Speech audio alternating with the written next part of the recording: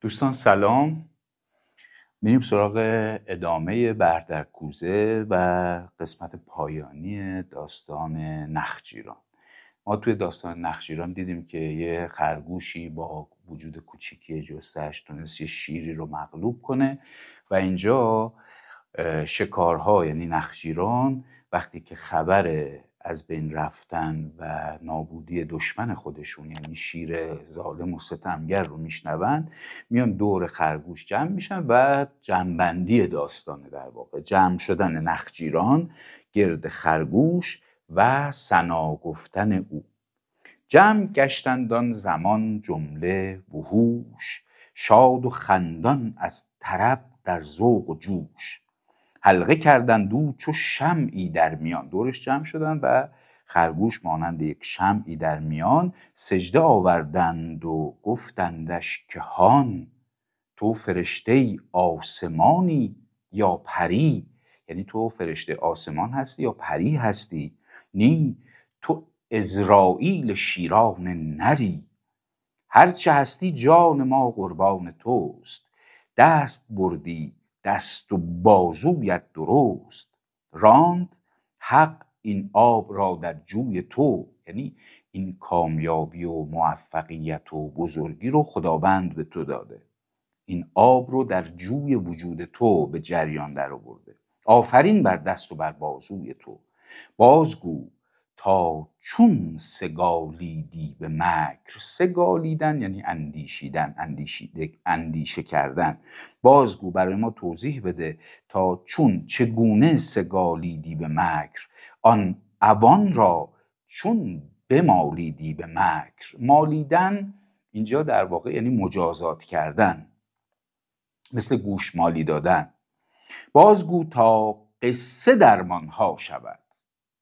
قصه درمان بشه. ببینید این اصطلاحی که امروز خیلی به کار میره، در موردش کتاب ها نوشته شده، قصه درمانی کردن. البته پیش از مولانا هم سابقه داشته، به زبان تمثیل به وسیله داستان نکته هایی رو بیان کردن، کمک کردن به یه نفر به وسیله داستان هایی که بتونه واکاوی کنه و حقایق درون خودش رو دریافت بکنه. ما میدونیم که اتفاقی که اینجا داره میفته، اتفاقی که بین این وحوش در ظاهر در جنگل داره اتفاق میفته، مولانا میخواد به ما بگه که همه این اتفاقات درونی شماست.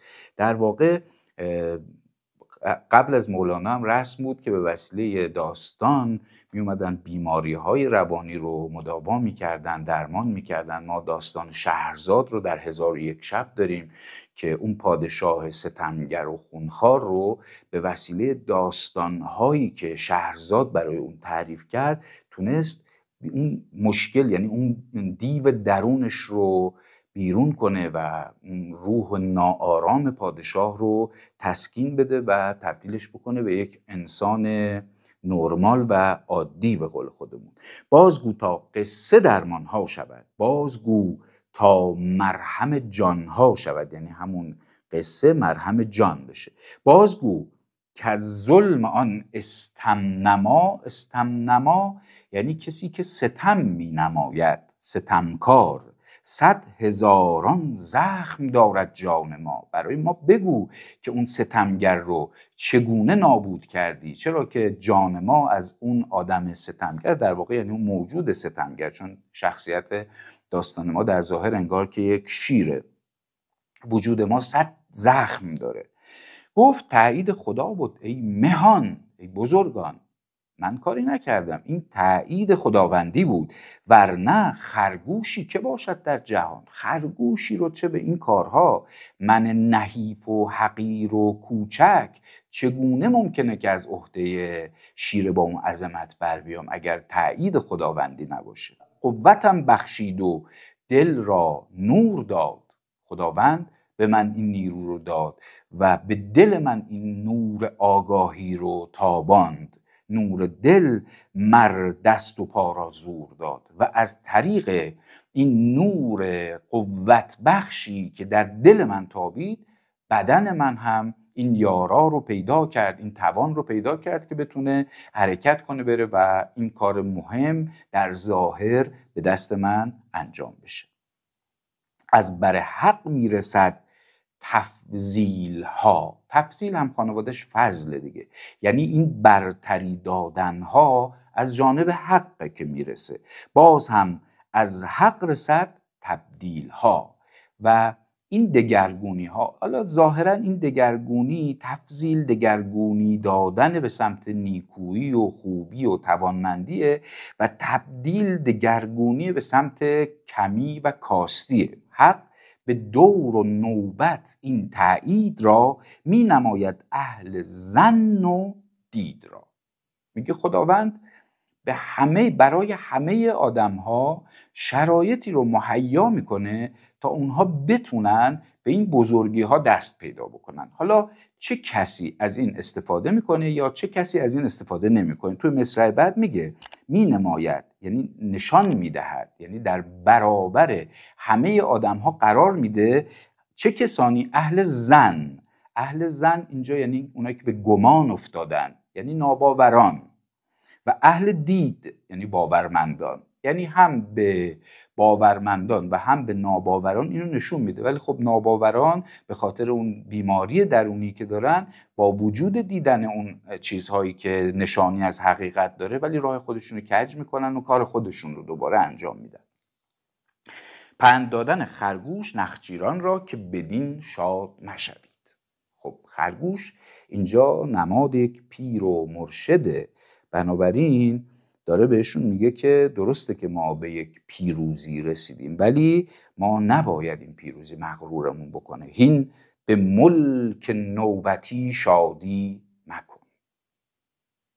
آیا مراد و هدفش موفقیت هایی که یک پادشاه در عالم بیرون به دست میاره، یا اینکه به ما آدما داره میگه این ملک نوبتیه؟ به قول سعدی به نوبتند ملوکن در این 5 سرای. ما بالاخره هر کدوم پادشاهان سرزمین خودمون هستیم تا حدودی و مغرور به اون چیزی که داریم. میگه این ملکی که نوبتیه، این چیزی که 2 روزه است، این چیزی که به زودی از بین میره، تو حواست باشه که به این مغرور نشی. هین هوشیار باش، به ملک نوبتی شادی مکن، ای تو بسته نوبت آزادی مکن. مغرور نشی، یه وقت فکر نکنی که این همیشگیه. یه فیلسوف بزرگی هست در یونان باستان به نام هیراکلیتوس. هیراکلیتوس یه جمله خیلی نابی ازش به یادگار مونده که میگه در این عالم همه چیز تغییر پذیره به غیر از خود تغییر.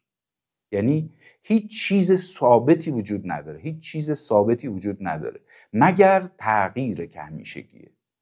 و یعنی هر شرایطی که تو داری، اگر در غم هستی بدون که این غم گذرانده است، اگر در شادی هستی بدون که این شادی هم دائمی نیست و به زودی تبدیل میشه به یک چیز دیگه‌ای که شما نمیدونی پشتش چیه. بنابراین نه به غم‌ها بایستی از راه به در بری و ناامید بشی و نه به شادی‌ها و داشته‌ها بایستی مغرور بشی.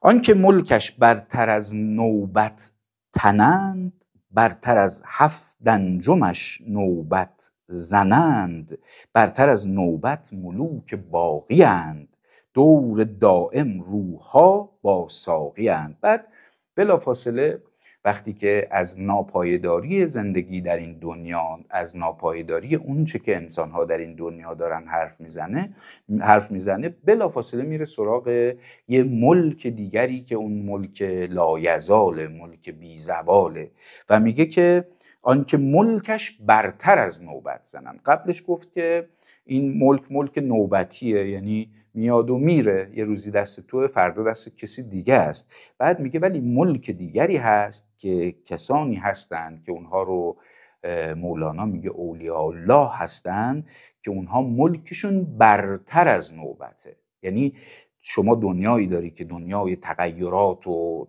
تغییرات و این کون و فساد، همه چیز به وجود میاد و نابود میشه، به وجود میاد و نابود میشه و این چرخه داره دنیا رو میچرخونه. ولی کسانی هستن که از این چرخه بیرون هستن، گویا انگار رخت خودشون رو از این عالم مادی کشیدن و در یک موقعیتی قرار دارن که این تغییرات بر اونها اعمال نمیشه. برتر از 7 انجمش نوبت زنند. 7 انجم هم که در هر صورت قدما معتقد بودن که این آسمان ها که تغییراتی دارن میکنن، اون تغییرات زندگی ما رو تغییر میده. میگه اینها حتی از اون هم فراتر هستن. ترک این شر بر بگویی یک دو روز، در کنی اندر شراب خلد پوز.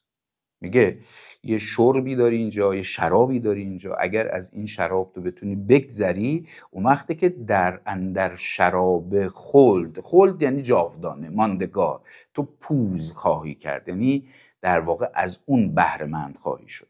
مولانا در واقع این باور رو داره، جاهای دیگه زیاد از این نوع حرفا میزنه بر ما، که میگه پنبه اندر گوش حس دون کنید تا خطاب ارجعی را بشنوید. انگار میگه که یه حسی داری شما که باید اون حس رو از کار بندازیش تا یه حسهای دیگه در تو به کار بیفته، تا یه سری صداهای دیگر رو بتونی بشنوی.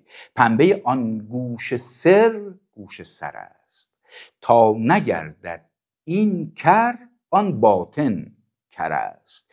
بی حس و بی گوش و بی فکرت شوید تا خطاب ارجعی را بشنوید. تا به گفت و گوی بیداری دری، تو ز گفت خواب بویی کی بری. تو وقتی که بیدار هستی چگونه توقع داری که خواب ببینی؟ بنابراین بایستی که وقتی هم که به خواب رفتی دیگه تو از این چیزهایی که در عالم بیداری میشنوی منفک میشی، جدا میشی. پس اینا رو داره بینشون یه تمایزی قائل میشه و یه اختلاف سطحی هم براشون قائله. خلاصه تفسیر رجعنا من جهاد الاصغر الی جهاد الاکبر، در واقع ادامه داستان انگار تفسیر این روایت. ای شهان کشتیم ما خصم برون، ماند خصمی زو بتر در اندرون. یه دشمنان بیرونی رو ما سرکوب کردیم. فرض کن که اونا رو از بین بردی. اگر این چنین شد، خرگوش داره به اینا میگه که شما شیر رو از بین بردید، اما حواستون به این باشه که یک دشمن بسیار مکارتر، بسیار قویتری در درون شما وجود داره. ای شهان کشتیم ما خصم برون، ماند خصمی زو بتر در اندرون.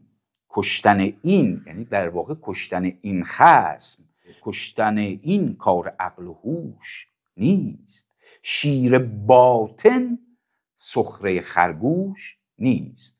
در مورد این شیر ظاهر میگه که این خرگوشی با نحیفی، با وجود جثه کوچک اومد این شیر رو از بین برد، نابودش کرد. ولی این شیر باطن سخره یعنی مسخر این خرگوش نمیشه. یعنی میخواد بگه کار به این سادگی ها نیست. دوزخ است این نفس و دوزخ اژدهاست، کو به دریاها نگردد کم و کاست. کو به دریاها نگردد کم و کاست. دوزخی که مانند اژدها نابود کننده است و به این زودی ها و این سادگی ها هم از بین رفتنی نیست. 7 دریا را در آشامد هنوز، کم نگردد سوزش آن خلق سوز. خلق سوز یعنی خلق سوزنده، اون کسی که مردم رو نابود میکنه. سنگ ها و کافران سنگ دل، اندر آیند اندرو زار و خجل. هم نگردد ساکن از چندین قضا. هر چقدر که از این جور قضاها، که این قضاها کیا هستن؟ ما آدم ها هستیم. ما آدم هایی که با در واقع به قول مولانا سنگدلی میریم و خوراک این اژدها میشیم. هرچی هم که آدم های بیشتری به کامش میرن این سیری ناپذیره. تا ز حق آید مرو را این ندا، سیر گشتی سیر گوید نه هنوز. اینت آتش اینت تابش اینت سوز. میگه این آتش و نور و اینا رو من همه از تو دارم، من این همه آتشناک هستم و سوزنده. بعد میگه عالمی را لقمه کرد و درکشید، معده‌اش نعره زنان هل من مزید. آیا بیشتر نیست؟ حق قدم بر وی نهد از لامکان، آنگهو ساکن شود از کن فکان. یعنی از امر جاری شونده خداوند. چون که جزو دوزخ است این نفس ما، طبع کل دارد همیشه جزوا. میگه این نفس ما همونطور که از خوبی ها از بهشت در وجودمون هست، همونطور از دوزخ هم در وجودمون هست. همونطور که این دوزخ سیری ناپذیره، نفس ما هم سیری ناپذیره. چون که جزو دوزخ است این نفس ما، یعنی از دوزخه. طبع کل دارد همیشه جزوا. هر جزوی طبع کلشو داره، یعنی هر چیز جزوی شباهت هایی، یعنی در ذات خودش با کل خودش داره. این قدم حق را بود کورا کشد، غیر حق خود کی کمان او کشد. فقط خداونده که میتونه این آتش درون انسان رو که مثل دوزخه و جزوی از دوزخه خاموش بکنه. در کمان ننهند الا تیر راست، این کمان را بازگون کژ تیرهاست. راست شو چون تیر و واره از کمان، که از کمان هر راست بجهد بی گمان. در واقع میگه که برای اینکه بتونی از این وضعیت خلاص پیدا کنی، یک راه وجود داره، اون هم راستی و صداقت پیشه کردن.